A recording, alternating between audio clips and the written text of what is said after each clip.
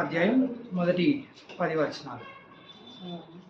ఒకప్పుడు సమస్తమైన సుంకరులను పాపులను ఆయన బోధ వింటకు ఆయన దగ్గరకు వచ్చుండగా పరిసరులను శాస్త్రులు అది చూసి ఇతడు పాపులను చేర్చుకొని వారితో కూడా భోజనం చేయుచున్నాడని చాలా సనుకొనిరి. అందుకు ఆయన వారితో ఈ ఉపమానము చెప్పాను.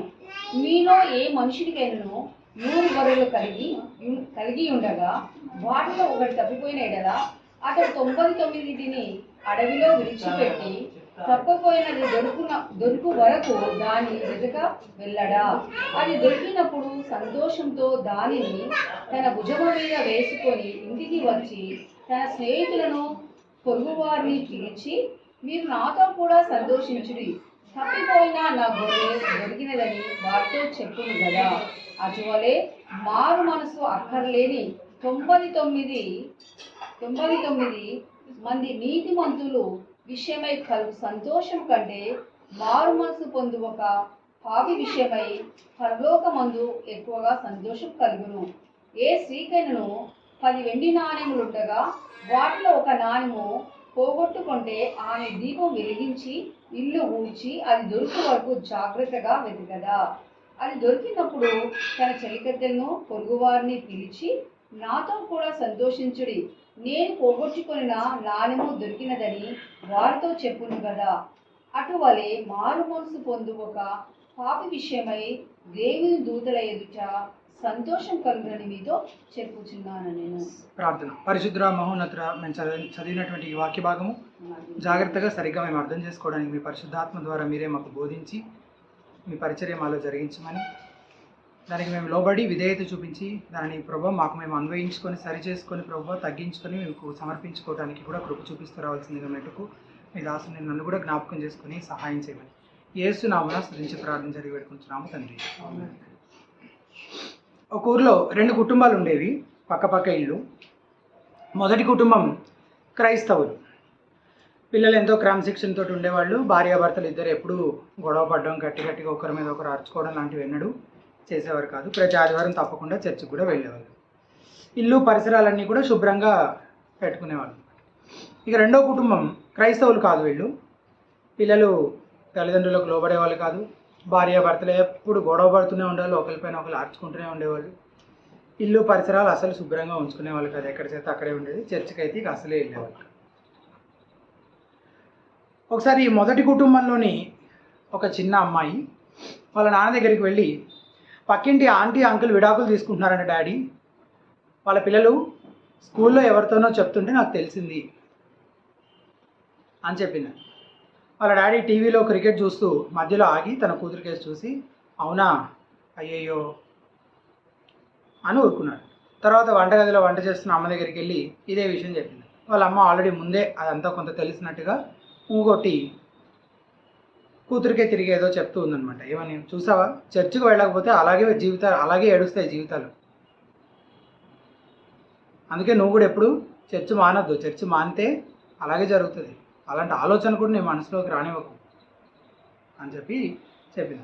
అనుకున్నట్లుగానే కొంతకాలానికి ఆ రెండో కుటుంబంలోని భార్యాభర్తలు విడాకులు తీసుకున్నారు. చెట్టుకొకలు పుట్టుకొకలు అయ్యారు. ఆ పక్కిళ్ళు ఖాళీ చేస్తారు.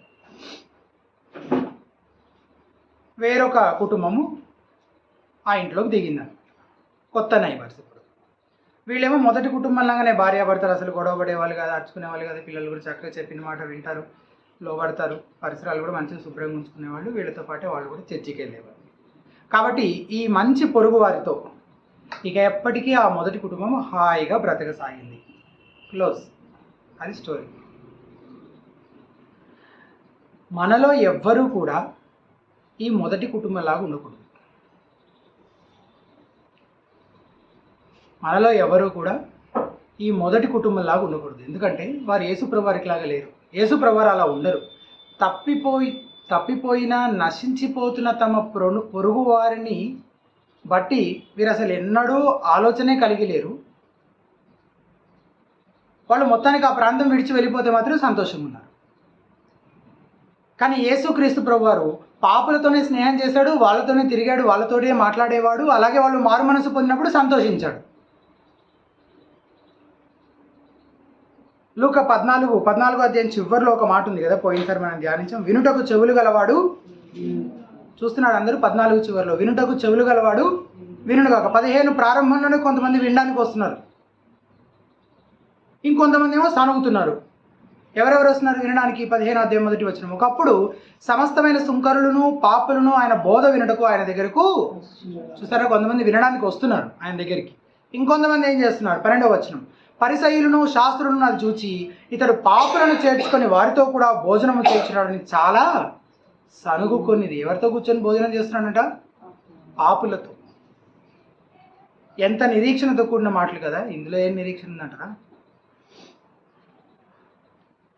నీ ప్రతి ఆలోచనను, ప్రతి మాటను, క్రియను ఎరిగిన పరిశుద్ధ దేవుని ఎదుట నిలబడాలనే ఆలోచన నిన్ను ఒకవేళ భయపెడుతుండొచ్చు. ఎందుకంటే నీకు తెలుసు నీ పాపం ఎంత గొప్పదో, ఎంత ఎక్కువైనదో. కానీ భయపడి యేసు నుంచి దూరంగా పారిపోవద్దు. యేసు దినాల్లో పాపులు సుంకర్లు చేసిన విధంగా ఆయన దగ్గరికే పరిగెత్తుకుంటూరా. ఆయన చెప్పే మాటలు విను, ఆయన నిన్ను చేర్చుకుంటాడు. అది ఎంతో ఆదరణకరమైన నిరీక్షణతో కూడిన విషయం. యేసు పరిసయ్యుల మాటలకు స్పందిస్తూ ఒక 3 ఉపమానాలు చెప్తున్నాడు. 3 ఉపమానాలు ఒకే విషయము, కానీ ఎంఫసిస్ డిఫరెంట్గా ఉంటుంది అంతే. అందుకే ఈరోజు ప్రసంగాంశం ఏముంది? తప్పిపోయిన వారు దొరికినప్పుడు అని పార్ట్ 1 అని పెట్టాను కదా. పార్ట్ 2 వచ్చే వారం మనం చూస్తాం. సో ఈ 3 ఉపమానాల్లో 2 ఉపమానాలు ఈరోజు చూస్తాము, 3వది వచ్చే వారం చూస్తాం. తప్పిపోయిన పాపులను రక్షించడానికి దేవుడు ఎంతగానో ప్రయాసపడతాడు, అలాగే వారు మారుమనసు పొందినప్పుడు ఎంతగానో సంతోషిస్తాడు. ఒకవేళ యేసుప్రభు అలాంటి వాడైతే ఆయన ప్రజలమైన మనం కూడా అలాగే ఉండాలి. ఈరోజు మనం తప్పిపోయిన గొర్రె పోగొట్టుకున్న నాణ్యం గురించి చూస్తాం. వచ్చే వారం తప్పిపోయిన చిన్న కుమారుడు గురించి చూస్తాం. సో మొదటిది తప్పిపోయిన పాపులు ఈరోజు మనం చూసే మొదటి విషయం. 3వ వచనం 4వ వచనం ఇంకొకసారి చదువుతున్నాను చూడండి. 3వ వచనం. అందుకు ఆయన వారితో ఈ ఉపమానము చెప్పాను. మీలో ఏ మనుష్యునికైనాను 100 గొర్రెలు కలిగి ఉండగా వాటిలో ఒకటి తప్పిపోయిన ఎడల ఎన్ని గొర్రెలు ఉన్నాయంట దానికి? ఎన్ని? 100 అంటే 100. ఎన్ని తప్పిపోయినాయి? ఒక్కటే తప్పిపోయింది. అతడు 99 అడవిలో విడిచిపెట్టి తప్పిపోయినది దొరక వరకు దానిని వెతక వెళ్ళడా? తప్పిపోయిన లాస్ట్. రీసెంట్గా నిజామాబాద్కి సంబంధించిన ఒక అబ్బాయి, స్కూల్కి వెళ్ళే అబ్బాయి, 7th 8th చదువుతుంటాడు, తప్పిపోయాడు. వాట్సాప్లోను అక్కడ ఇక్కడ చాలా మెసేజెస్ వస్తున్నాయి. మీ దాకా వచ్చినాయి ఎవరి దగ్గరికైనా? తప్పిపోతే వారం రోజులకు దొరికాడు అనమాట. మళ్ళీ ఎక్కడ దొరికాడు? తిరుపతిలో దొరికాడు. అప్పటికే పోలీసులు కొంతవరకు ట్రేస్ చేయడానికి ప్రయత్నించారు. సాయంత్రం స్కూల్ అయిపోయాక ట్యూషన్ అని చెప్పి రైల్వే స్టేషన్కి వెళ్ళి కృష్ణా ఎక్స్ప్రెస్ ఎక్కాడు, సీదా వెళ్ళి తిరుపతిలో దిగాడు. అక్కడ తిరుగుతూ ఉంటే ఈ యొక్క అబ్బాయి చిన్నపిల్లలాగా ఉన్నాడు, ఒక్కడే తిరుగుతున్నాడు ఏంటి అని ఒక ఫ్యామిలీ చూసి దగ్గర తీసి ఫోన్ నెంబర్ తీసుకొని ఇంటికి ఫోన్ చేస్తే ఆ వీడియో కాల్ అంతా తర్వాత మళ్ళీ సర్క్యులేట్ అయిందనమాట. ఆ తల్లిదండ్రుల సంతోషము మీకు తెలుసు కదా. నేను అనుకోవడం ఆ వారం రోజులు వాళ్ళు అసలు సరిగా తిండి కూడా తిని ఉండదు, నిద్ర కూడా పోయి ఉండదు. తెలిసిన వాళ్ళందరినీ అడుగుతుండొచ్చు, అన్ని వాట్సాప్ గ్రూపుల్లో షేర్ చేస్తుండొచ్చు, లోకల్ టీవీ ఛానల్స్లో పబ్లిసిటీ అడ్వర్టైజ్మెంట్ చేస్తుండొచ్చు. మా అబ్బాయి తప్పిపోయాడు, ఎవరైనా కనిపిస్తే. యేసు క్రీస్తు ఎరగని వ్యక్తిని బైబిల్ ఏమంటుందో తెలుసా? ఇక్కడ అవిశ్వాస అనట్లేదు ఈ వాక్యభాగంలో. యేసుక్రీస్తుని ఎరగనటువంటి వ్యక్తికి ఇచ్చిన పేరేంటి? తప్పిపోయినవాడు, లాస్ట్. తప్పిపోయినవాడు అనే పేరు పెడుతుంది అనమాట అవిశ్వాసికి. ఎప్పుడైనా ఇలా ఆలోచించారా మీరు? బైబిల్లో one of the saddest verse, అత్యంత విచారకరమైన సంగతులున్న వచనాలలో ఒకనొక వచనం ఎఫెసీ 2:12. ఒకసారి తీసి చూడండి. ఒకవేళ ఎవరైనా విచారించాలనుకుంటే, దుఃఖించాలనుకుంటే, బాధపడాలనుకుంటే దేని గురించి బాధపడాలయ్యా అంటే, దేని గురించి విచారించాలయ్యా అంటే ఈ ఎఫెసీ రాసిన పత్రిక 2:12లో పౌలు చెప్పిన సంగతుల గురించి ఏడవాలి, దుఃఖించాలి, బాధపడాలి. ఒక్క నిమిషం తీశారు కదా అందరూ, చదవండి. ఆ కాలమందు ఇజ్రాయెలుతో సహపౌరులు కాక పరదేశులను పరజనులను. ఈ మాట జాగ్రత్తగా వినండి. ఏంటది? నిరీక్షణ లేని వారును, ఇంకా లోకమందు దేవుడు లేని వారునయుండి క్రీస్తుకు దూరస్తులై ఉంటురని మీరు. మీకు అర్థమైందా? ఎవరైనా ఈ లోకంలో జీవించినంత కాలంలో అత్యంత ఎక్కువగా విచారించి బాధపడి దుఃఖించాల్సిన పరిస్థితి ఏదైనా ఉందంటే అది ఇదే. ఈ లోకంలో ఉండగా వారు దేవుడు లేని వారిగా, దేవుడికి దూరస్తుడుగా, క్రీస్తుకు వేరుగా వాళ్ళు జీవించటం, నిరీక్షణ లేని వారిగా ఉండడం. ఒక గొర్రె యూదయ అరణ్యంలో తప్పిపోయింది. ఇక అది దొరకడం కష్టమే. అడవి తోడేళ్ళు, సింహాలు, నక్కలు లేక ఇతర క్రూర మృగాలు ఏదైనా దాన్ని చంపేయడానికి ఎంతో సమయం పట్టదు. ఒకవేళ ఒక కుక్క తప్పిపోయింది అనుకోండి, అది ఎలాగోలాగా అటో ఇటో తిరిగి ఒక వారం రోజులకో 10 రోజులకో ఇంటి దారి కనుక్కొని ఇంటికి వచ్చే అవకాశం ఉండొచ్చేమో, కానీ గొర్రె తప్పిపోతే మళ్ళీ తిరిగి ఇంటికి వచ్చే అవకాశం ఉందా?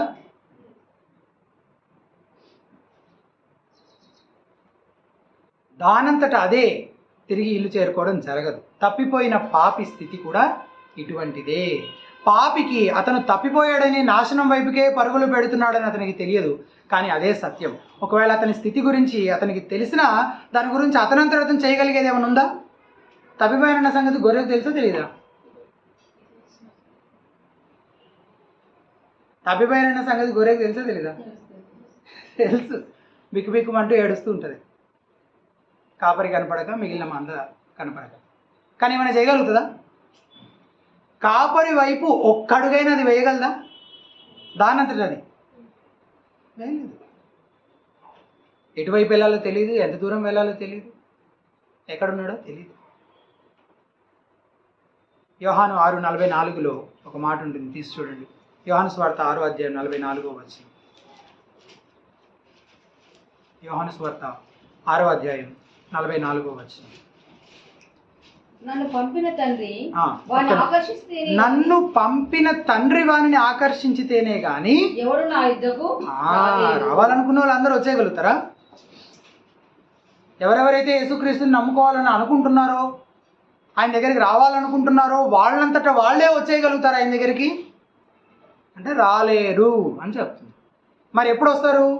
తండ్రి ఆకర్షించితేనే వస్తారు. 65వ వచనం నేను చదువుతున్నాను, వినండి.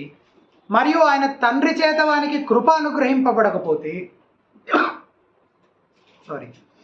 ఎవడును నా యొద్దకు రాలేడని ఈ హేతువుని బట్టి నీతో చెప్పితున్నా నేను. ఏమనుగ్రహించబడాలంట? కృప. కృప అనుగ్రహించకపోతే ఎవడు ఆయన యొద్దకు రాలేడు.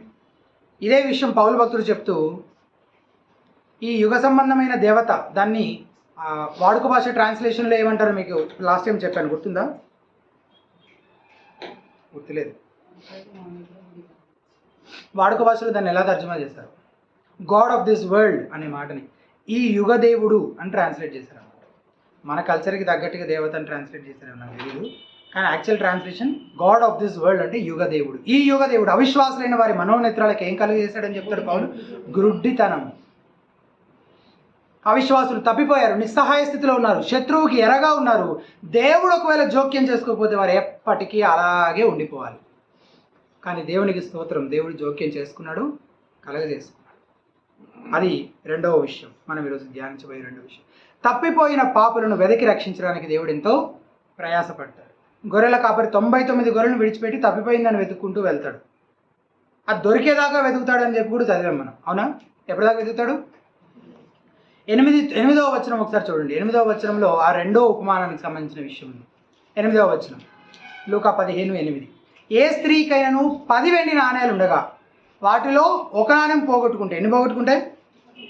ఒకటే. పోగొట్టుకుంటే ఆమె దీపం వెలిగించి ఇల్లు ఊడ్చి అది దొరకు వరకు జాగ్రత్తగా వెతకదా? మిగిలిన పనులన్నీ పక్కన పెట్టేసి ముందు ఆ పోగొట్టుకున్న నాణ్యం కోసం వెతుక్కుంటుంది. అది దొరికే వరకు వెతుకుతూనే ఉంటుంది. యేసు మన మంచి కాపరి, అందుకే ఆయన కూడా నశించిన దానిని వెదకి రక్షించడానికి ఈ లోకానికి వచ్చాడని లూకా 19:10 మనం చదువుతాం కదా.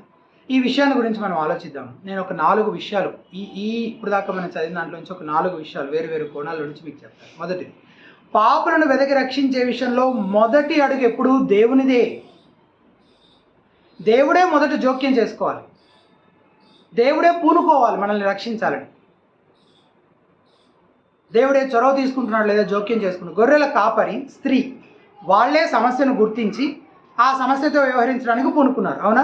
కాపరి గొర్రె దగ్గరికి రావాలా, గొర్రె కాపరి దగ్గరికి వెళ్తుందా? కాపరే గొర్రె దగ్గరికి రావాలి.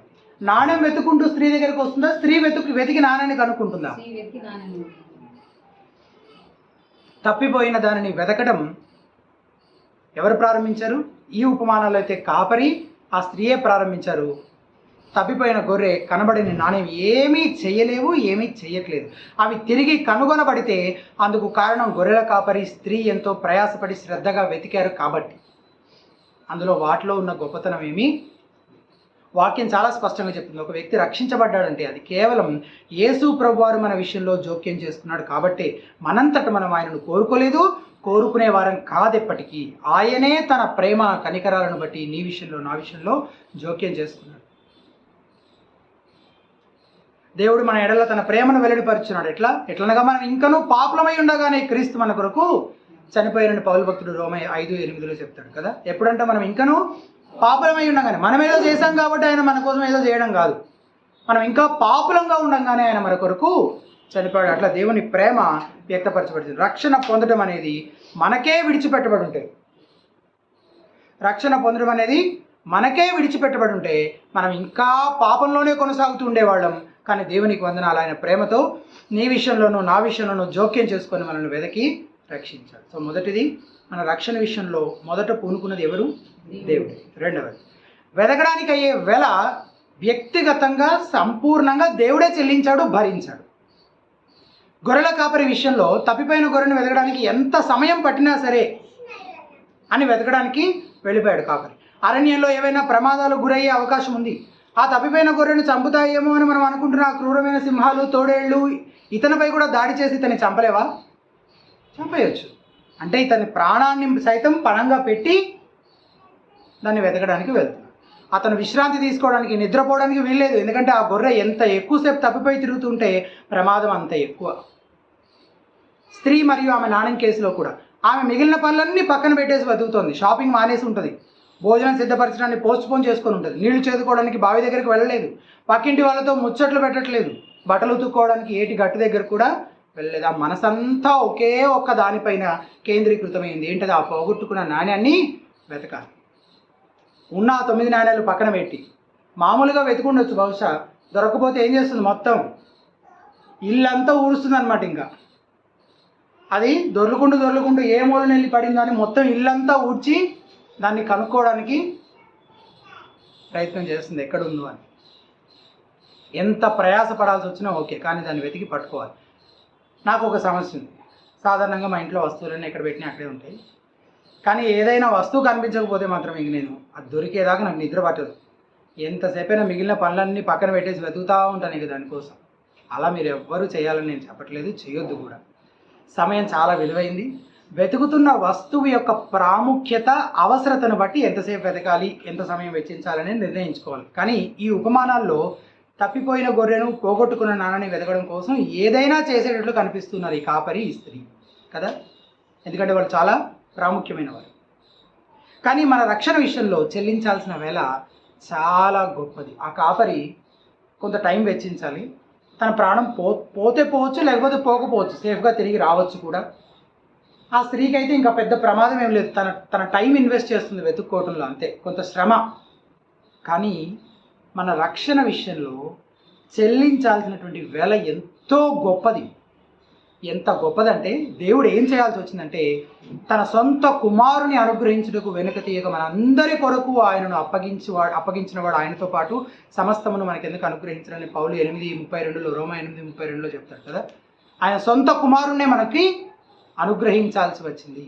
ఆయన శిలువ పైన బలి అయి మనల్ని విమోచించాలి, మనల్ని రక్షించాలి. ఆ వేళ అంత చిన్నది కాదు, చాలా గొప్పది. యేసుప్రభువారు పరలోక మహిమను, తేజస్సును బట్టి స్వార్థపూరితంగా నేను అక్కడే ఉంటానని అనుకోలేదు. కానీ తన ఆధిక్యతలను పక్కన పెట్టి లోకానికి వచ్చాడు. పాపులను తీర్పు తీర్చే న్యాయాధిపతిగా రాలేదు, కానీ అనేకులకు ప్రతిగా విమోచన క్రయధనముగా తన ప్రాణం ఇచ్చుటకు ఆయన లోకానికి వచ్చాడని మార్కు 10:45 మనం చూస్తాం. గర్విష్ఠులైన మనుషులను ఆయన తలుచుకుంటే ఒక్క క్షణంలో వారిని భూమి మీద లేకుండా చేయగలడు. కానీ ఆయన వారి చేత హింసించబడటానికి అంగీకరించాడు. ఎందుకంటే తన గొర్రెలమైన మనల్ని రక్షించడం కోసం. అది రెండో విషయం. మొదటిది, మనల్ని రక్షించే విషయంలో మొదట చొరవ తీసుకున్నది దేవుడే. రెండవది, సంపూర్ణంగా దానికి అవసరమైన వెల చెల్లించింది ఎవరు? మూడవది, తప్పిపోయిన పాపులు దొరికేంత వరకు దేవుడు వారిని వెతికాడు. తప్పిపోయిన గొర్రె దొరికేంత వరకు నిర్విరామంగా వెతుకుతూనే ఉంటాడు కాపరి. పోగొట్టుకున్న నాణ్యం దొరికే వరకు వెతుకుతూనే ఉంటుంది ఆ స్త్రీ. అలాగే మంచి కాపరి తండ్రి తనకు అప్పగించిన ప్రతి గొర్రెను వెతికి రక్షిస్తాడు, వాటిలో ఒక్కటి కూడా నశించదు.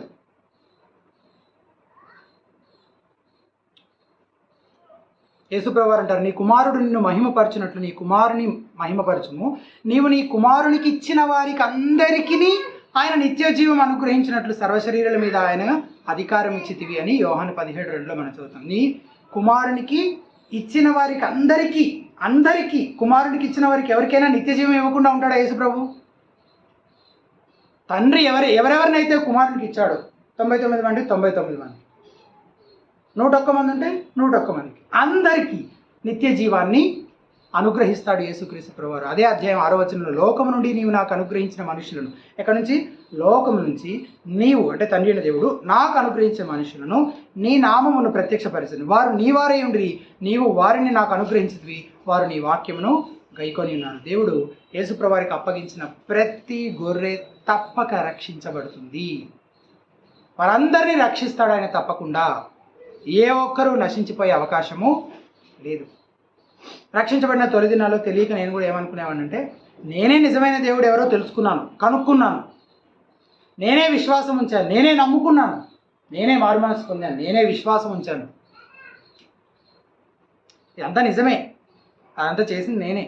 కానీ నేను ఆయనను కనుగొనే కంటే ముందే ఆయనే నన్ను వెదకి కనుగొన్నాడు అని బైబిల్ చదివిన తర్వాత తెలుసుకున్నాను. ముందు నేను కాదు, ఎవరు? ఆయనే మొదట నన్ను వెతికి రక్షించాడు, ఆయనే మొదట నన్ను ప్రేమించాడు. 3 విషయాలు. మొదటిది, మన రక్షణ విషయంలో మొదటిగా ప్రమేయం కలిగి ఉన్నది ఎవరు? దేవుడే. రెండవది, చెల్లించాల్సిన వెల సంపూర్ణంగా చెల్లించింది ఎవరు? దేవుడే. మూడవది, ఆయన వెతికి రక్షించాల్సిన వారిలో ఎవరైనా తప్పిపోయే అవకాశం ఉందా? సంపూర్ణంగా ప్రతి ఒక్కరిని ఆయన రక్షిస్తాడు. ఆయన ఏర్పాట్లో ఎన్నికలో ఉన్న ప్రతి ఒక్కరిని ఆయన రక్షిస్తాడు. ఎవరు తప్పిపోయే అవకాశమే లేదు. నాలుగవదిగా, దేవుడు తప్పిపోయిన పాపులను కనుగొన్నప్పుడు వారిని జాగ్రత్తగా భద్రపరుస్తాడు. చాలా ప్రాముఖ్యమైన విషయం. కాపరి తప్పిపోయిన గొర్రెను కనుగొన్నప్పుడు ఏం చేస్తాడు మీరు చెప్పండి?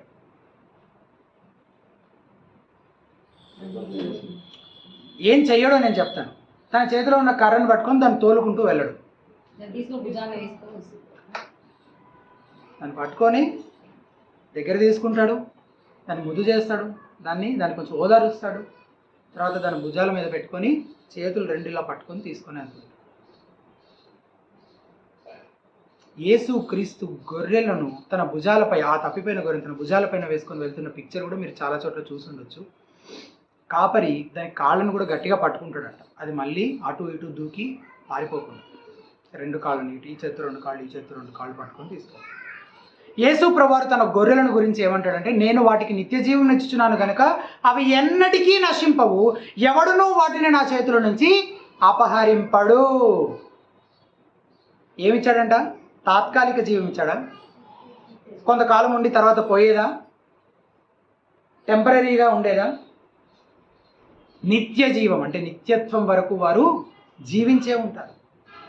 నిత్య జీవాన్ని ఇచ్చాడు కనుక అవి ఎన్నటికీ నశింపవు, ఎవడునూ వాటిని నా చేతిలో నుండి అపహరింపడు. ఇప్పుడు ఎవరి చేతిలో ఉన్నాం మనం?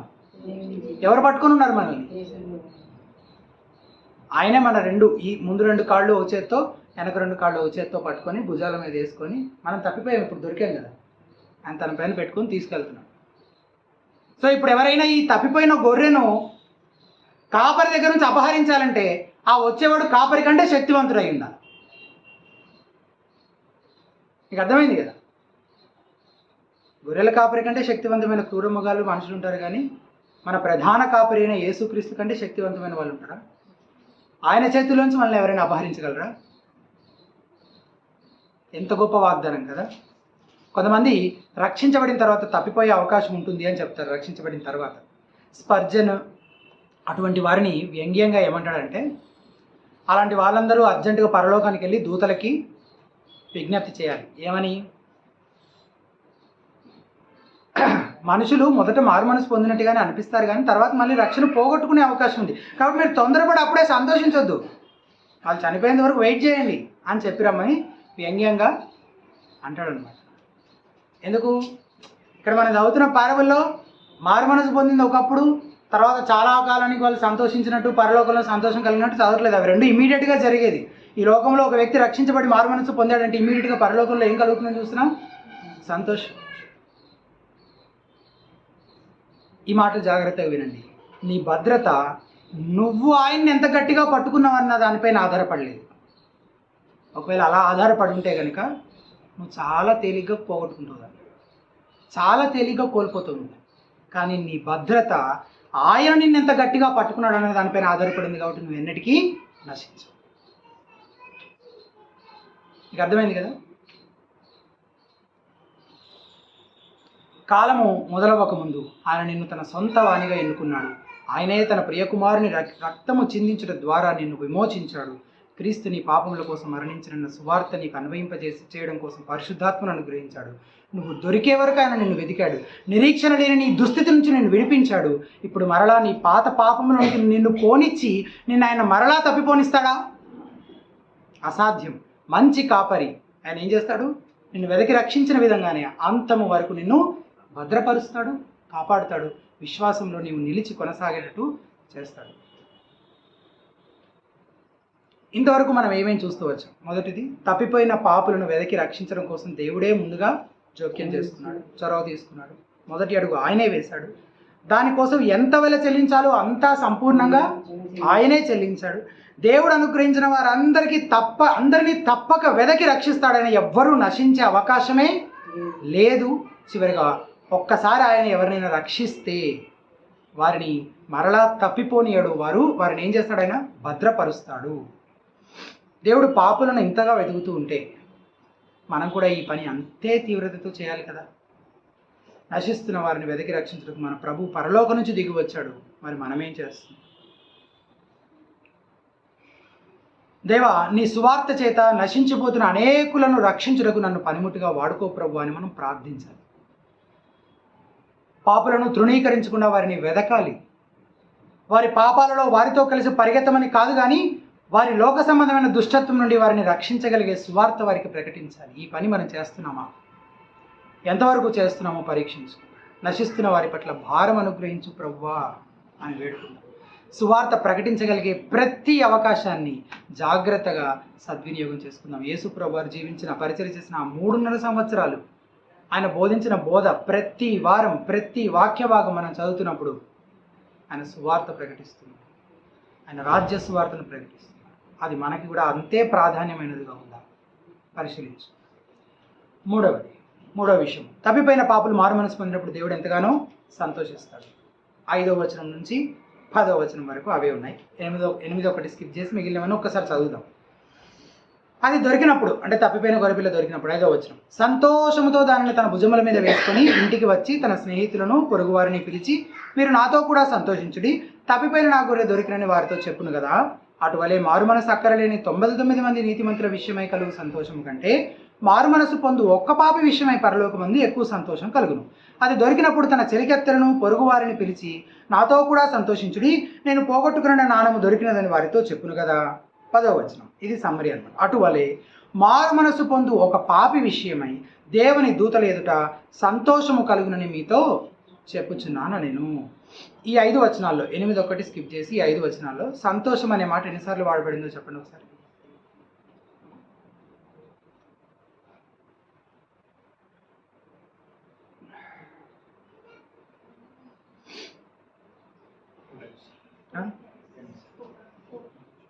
టూ 4 6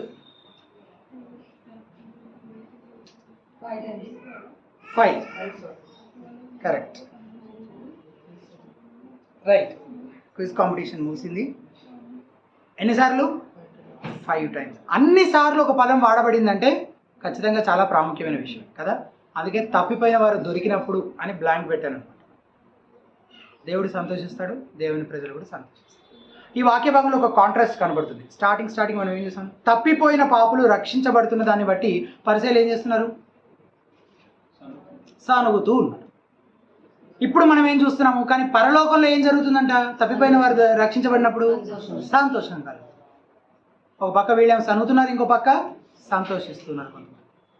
మామూలుగానే పరలోకంలో సంతోషం ఉంటుంది, ఈ కారణాన్ని బట్టి ఇంకా ఎక్కువ సంతోషం కలుగుతుంది. తప్పిపోయిన కుమారుడి తండ్రి, అది థర్డ్ పారబుల్, నెక్స్ట్ వీక్ చూస్తాం మనం. తప్పిపోయిన కుమారుడు, చిన్న కుమారుడు తండ్రి ఏమంటాడు? 32వ వచనం చూడండి ఒకసారి, అప్పుడు మళ్ళీ ధ్యానిద్దాం వివరంగా, కానీ ఇప్పుడు ఒకసారి చదువుకుందాం. 32వ వచనం, 15:32.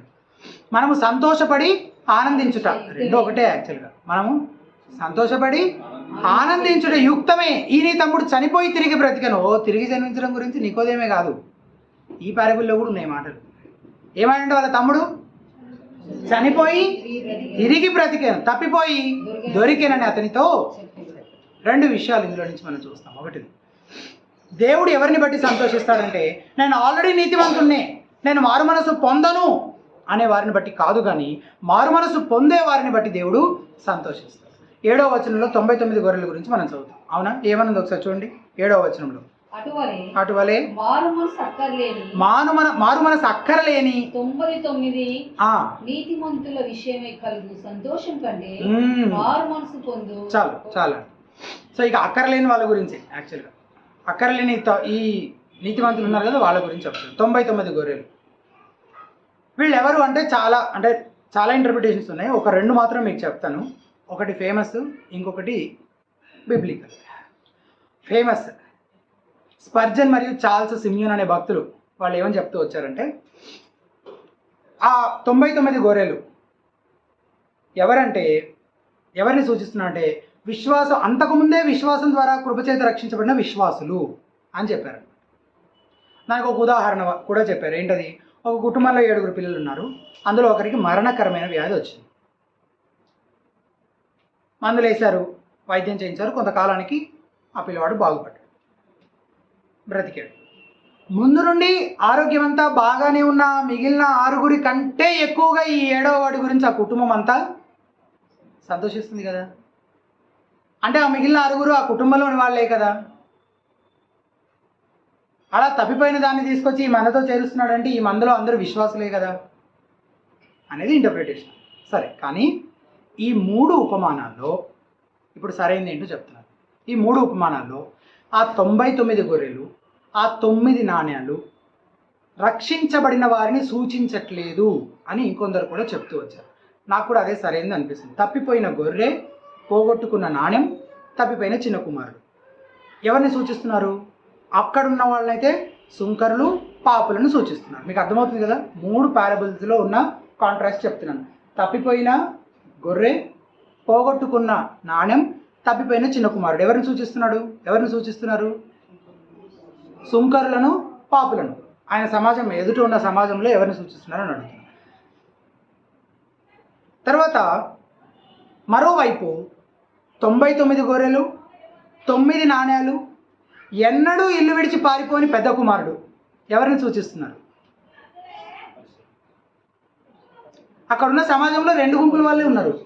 ఒకరు సుంకరులు, పాపులు అయితే ఇంకొకరు పరిసయ్యులు, శాస్త్రులు. వీరు విశ్వాసులు అనే కుటుంబంలో లేరు, కానీ ఇజ్రాయేల్ అనే కుటుంబంలో ఉన్నారు. అందులో రక్షించబడిన వారు ఉన్నారు, రక్షించబడని వాళ్ళు కూడా ఉన్నారు. వీళ్ళకి మారుమనసు అవసరం లేదని కాదు, అక్కడ ఉంది కదా, మారుమనసు అవసరం లేని, అక్కర లేని అంటే నిజంగా అవసరం లేదని కాదు. అది యేసుప్రభువారు వ్యంగ్యంగా చెప్తున్నటువంటి మాట. వ్యంగ్యంగా అంటే ఏమని? తాము మారుమనస్తే అవసరం లేనంత మంచి వాళ్ళమని వాళ్ళు అనుకుంటున్నారు కదా, నీతిమంతులమని. తమకు తాము ఒక బిరుదు పెట్టుకున్నారు, ఒక టైటిల్, నీతిమంతులు అని ఒక పేరు పెట్టుకున్నారు అనమాట. వాళ్ళకి వాళ్ళే అపోస్తలుడు అని నేను పెట్టుకుంటున్నారు కదా, వాళ్ళకి వాళ్ళే పెట్టుకుంటున్నారు. అట్లా వీళ్ళే తమ ధర్మశాస్త్ర సంబంధమైన క్రియల మూలముగా తమ కట్టడలను, ఆచారాలను ఇవన్నీ బాగా చేస్తున్నాం, మేమే భక్తి పరులమని, మేమే నీతివంతులము, పరలోక రాజ్యానికి ప్రవేశించడానికి అర్హులము, దేవుని పిల్లలు అనడానికి యోగ్యులం మేమే అని ఒక టైటిల్ పెట్టుకున్నారనమాట. దాన్ని వ్యంగ్యంగా ఈయన వాడుతూ మారుమనసు అక్కర్లేని నీతిమంతులు. అందుకే యేసుప్రభువారి ఈ ఉపమానం ద్వారా వారి స్వనీతి అనే గర్వాన్ని ఎత్తి చూపుతున్నాడు అనమాట. ముఖ్యంగా ఆ పెద్ద కుమారుడి కేసులో అతని సోదరుడు మారుమనసు పొంది తిరిగి రావడాన్ని బట్టి సంతోషించాడా పెద్దవాడు? ఒకవేళ సెకండ్ కేటగిరీ విశ్వాసులు ఏంటో సంతోషించి ఉండేవాళ్ళుగా. మీకు అర్థమైందా? ఆ సెకండ్ కేటగిరీ విశ్వాసులు ఏంటి ఇతను సంతోషించేవాడు, కానీ ఈ కేసులో ఇతను సంతోషించట్లేదు. ఆ పరిసయ్యులాగా గొనుక్కుంటూ సనుక్కుంటూ ఉన్నాడు. ఇదే విషయము లూకా 5:32లో కూడా మనం చూస్తాం. యేసుప్రభువారు లేవి ఇంట్లో పాపులతో సుంకరులతో కలిసి భోజనం చేస్తూ ఉంటే పరిసయ్యులు సన్నుతుంటారు కదా. అప్పుడు యేసుప్రభువారు ఏమంటారు? ఆయన ఇచ్చిన సమాధానం, మారు మనసు పొందుటకై నేను పాపులను పిలువచ్చుని కానీ నీతిమంతులను పిలువ అంటే నిజంగా నీతిమంతులా? నిజంగా నీతిమంతులు ఉన్నారా? కాబట్టి ఇక్కడ కూడా అదే అనమాట, వ్యంగ్యంగానే చెప్తున్నాడు.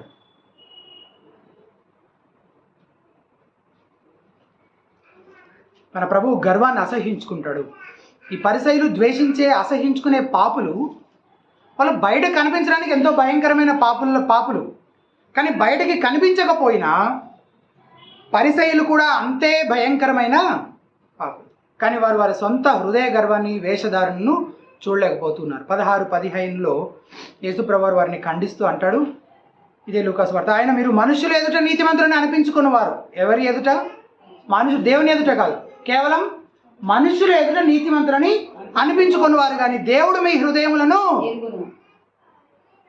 అంటే నిజంగా నువ్వు దేవుని ఎదుటైతే ఖచ్చితంగా నువ్వు నీతిమంతుడివి కాదు, కానీ మనుషుల ఎదుటే నీతిమంతుడిగా అనిపించుకోవడానికి తిప్పలు పడుతున్నావు, ప్రయాసపడు.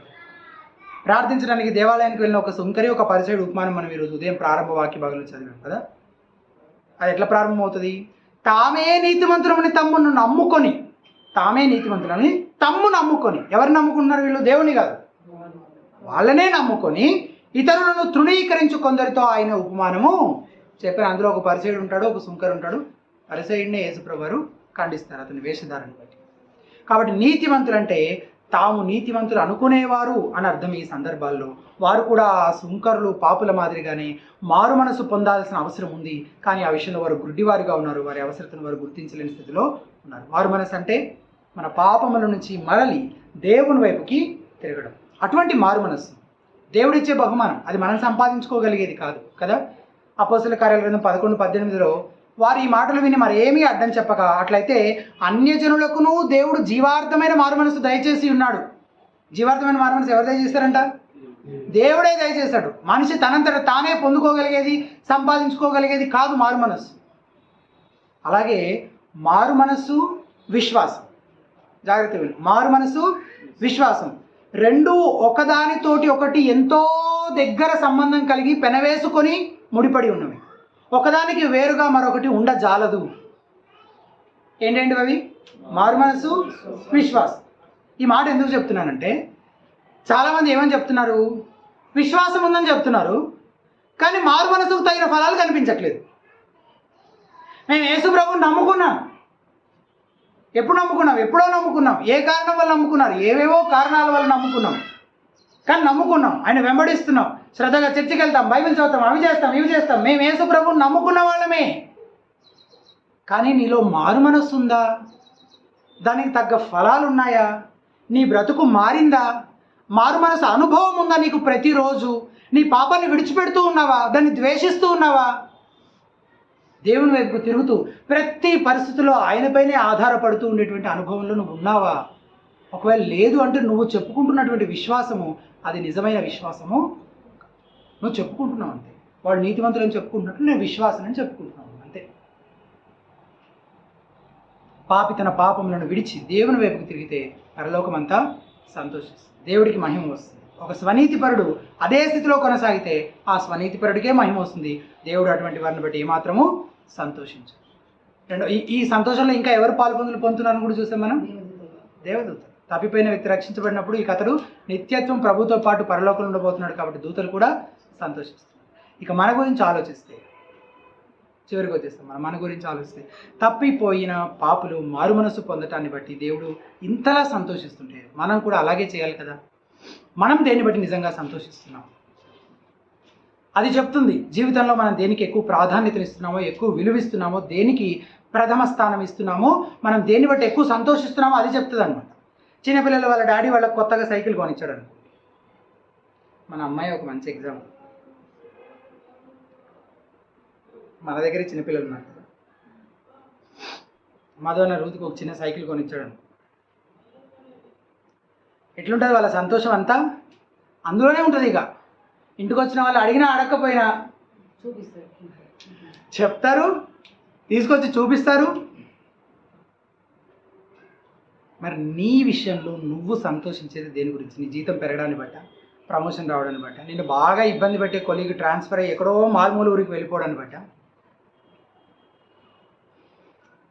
వీటిని బట్టి సంతోషించొద్దు, ఇక దేని బట్టి సంతోషించొద్దని నేను చెప్పడం లేదు. కానీ ఆ లిస్ట్లో ఫస్ట్ ప్లేస్లో ఏది ఉంది? ప్రాథమికంగా నువ్వు దేని బట్టి సంతోషించేవాడిగా ఉంటున్నావు?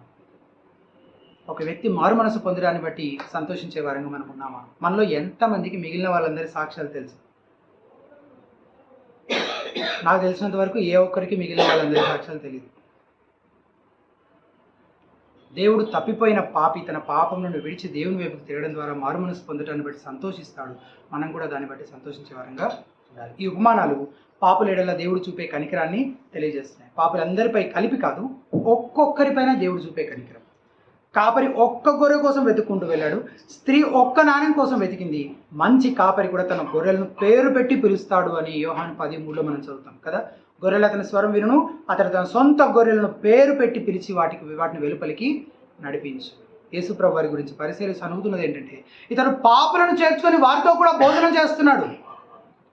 నీ హృదయంలో కూడా పాపం ఉందని, నీకు కూడా దేవుని కనికరం అవసరమని నీకు అనిపిస్తుంది. ఆయన చెంతకు రా, మారు మనసు పొందు, నీ పాపాలను ఒప్పుకొని విడిచిపెట్టు, యేసు క్రీస్తుని విశ్వాసం ఉంచాలని నిన్ను కూడా తప్పక చేర్చుకుంటాడు. అప్పుడే నువ్వు కూడా తప్పిపోయిన నన్ను వెదకి రక్షించి మంచి కాపరివై నాకు ప్రాణం ఇచ్చితివే అని యథార్థంగా హృదయపూర్వకంగా ప్రభువును స్తుతించగలవు. ప్రభునందు నిత్య ఆనందాన్ని అనుభవించగలవు. ఒకవేళ నేను మారు మనసు పొందుకున్న వ్యక్తిని అన్ను అంటున్నట్లయితే 2 విషయాలు. ఒకటి, తప్పిపోయి వెదకి రక్షించడానికి దేవుడు ఎలా ప్రయాసపడ్డాడో అలా నీవు కూడా ప్రయాసపడేవాడిగా ఉన్నావా? ప్రయాసపడేదానిగా ఉన్నావా? ఆయన సువార్త ప్రకటిస్తున్నావా? ఆయన కోసం సాక్షిగా ఉంటూ ఉన్నావా అనేది మొదటిది. రెండవది, మారు మనసు పొందిన వారిని బట్టి సంతోషించేవారిగా ఉంటారు శిష్యులు. నీ సంతోషం ఎందులో ఉంది? ఇవే రుజువులు నువ్వు నిజంగా మారు మనసు పొందావా లేదా అని చెప్పడానికి. పరీక్షించుకుందాం, ప్రార్థన చేసుకుందాం. దయచేసి తరలి వంచి నాతో పాటు ప్రార్థనలో ఏకీభవించండి. దేవుడు చేసిన కార్యాలను గురించి, మన తప్పిపోయిన స్థితిని గురించి మనం జ్ఞాపకం చేసుకున్నాం. ఆయన మనల్ని వెదకి రక్షించడానికి ఎంత ప్రయాసపడ్డాడో చూసాము. ఆయనే మొదటిగా అడుగు వేశాడని, ఆయనే మొదట జోక్యం చేసుకున్నాడని, ప్రమేయం కలిగి ఉన్నాడని, మనల్ని విమోచించడానికి అవసరమైన వెలంతా సంపూర్ణంగా ఆయనే చెల్లించాడని, తండ్రి తనకు అనుగ్రహించిన వారిలో ఏ ఒక్కరిని ఆయన నష్టపోడు, కోల్పోయే అవకాశం లేదు. ఆయన ప్రతి ఒక్కరికి, తండ్రి తనకు అనుగ్రహించిన ప్రతి ఒక్కరికి నిత్య జీవం అనుగ్రహిస్తాడు. వారెన్నటికీ నశించరు, ఎవ్వడునూ వారిని ఆయన యుద్ధ నుండి అపహరించలేడు అని వాక్యం చెప్తుంది. ఎంత గొప్ప వాగ్దానం, ఎంత గొప్ప రక్షణ! దేవుడు మనకు అనుగ్రహించిన ఈ రక్షణ ఎంత గొప్పది! అలాగే రక్షించి మన సామర్థ్యం పైన, మన శక్తి బలాల పైన ఒకవేళ నిలబడమని దేవుడు వదిలేసి ఉంటే మనం నిలబడగలిగే వాళ్ళం కాదేమో. కానీ అంతము వరకు కూడా ఆయనే మన 2 కాళ్ళు 2 చేతులు పట్టుకొని మనల్ని భద్రపరుస్తాడు. విశ్వాసంలో ఎన్ని మార్లు మనం పడిపోయినా తిరిగి మనం లేగవడానికి ఆయన కృప చూపిస్తూ, మనల్ని బలపరుస్తూ, అంతం వరకు మన విశ్వాసంలో మనల్ని నడిపించేవాడిగా ఆయన ఉంటా ఉన్నాడు. ఎంత గొప్ప రక్షణ! ప్రభుని స్తుతిద్దాం. దాన్ని వెదకి రక్షించడానికి ప్రభు ఎంత ప్రయాసపడుతున్నాడో మనం కూడా అంతే ప్రయాసపడుతున్నామా? మళ్ళీ మనం పరిశీలించుకుందాం. దేవా, ఇన్ని రోజులు నేను నీ పని కాకుండా ఏవేవో నా పనులు చేసుకుంటూ తిరిగాను. ఈ వచ్చే వారంలో ఇక నుంచి నీ పని చేస్తానని కేవలం మాటలు అనడం మాత్రమే కాకుండా ఈ వచ్చే వారంలో కనీసం ఒకరిద్దరికైనా నేను పరిచయం చేస్తాను, ఒకరిద్దరికైనా నీ రాజ్యానికి సంబంధించిన మాటలు చెప్తాను. నీవు ఈ భూమి మీద బ్రతుకున్నప్పుడు దివారాత్రములు చేసిన ఆ పనికి నా జీవితంలో కూడా ప్రాధాన్యతని ఇస్తాను ప్రభువా అని మనల్ని మనం సమర్పించుకో.